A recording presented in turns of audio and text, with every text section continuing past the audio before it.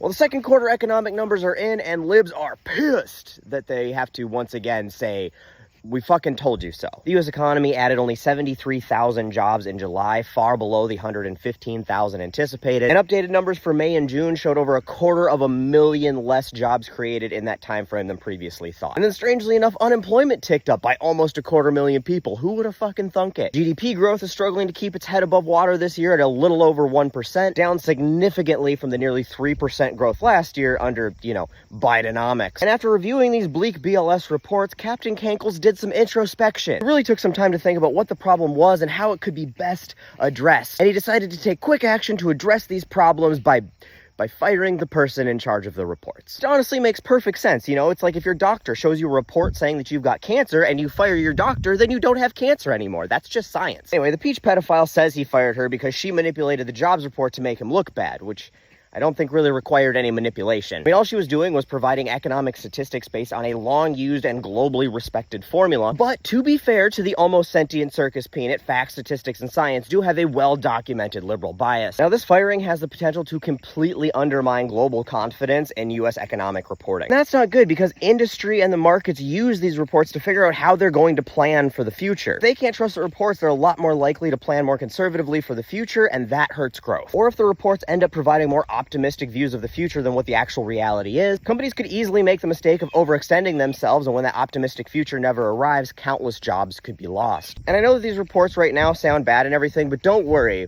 it's going to get much worse. Because as right now we're feeling the pain reflected in these reports as it costs more to fill up your car and buy groceries. Mass layoffs are happening quarter after quarter, and it's harder to find a job today than at any point since COVID. Interest rates are still high, insurance prices are creeping up across the board, funding is getting cut for programs all across the country, and all of that is just the proverbial canary keeling over in the coal mine. And this is really just the Great Depression 2.0 appetizer. Because a bunch of Trump's taco tariffs that have been threatened for months but always backed out of finally hit on August 1st. Much of the big bad Trump tax that was just signed that will add trillions to the debt and cut crucial services around the country won't go into effect until 2026. We'll be rolling into the heart of harvest season here over the next couple months, and with all of the kidnapping and human trafficking the Apricot Adolf regime has been doing, there isn't going to be a whole lot of people to help pick those crops, and that's going to cause empty shelves as food prices skyrocket. Oh, and then on top of that, we're moving nuke-capable subs closer to Russia because apparently the Kremlin and Cankle's honeymoon is over. So who knows, we might get a shiny new nuclear war to distract us from how broke we're all going to be. Ultimately, the reality is that this is going to hurt. It's going to hurt a lot more, and it's going to hurt for a long time. So I suggest doing everything you can right now to shore up your finances, put some savings aside, and get prepared for it. Because, we are all going to have to make some sacrifices for the greater good of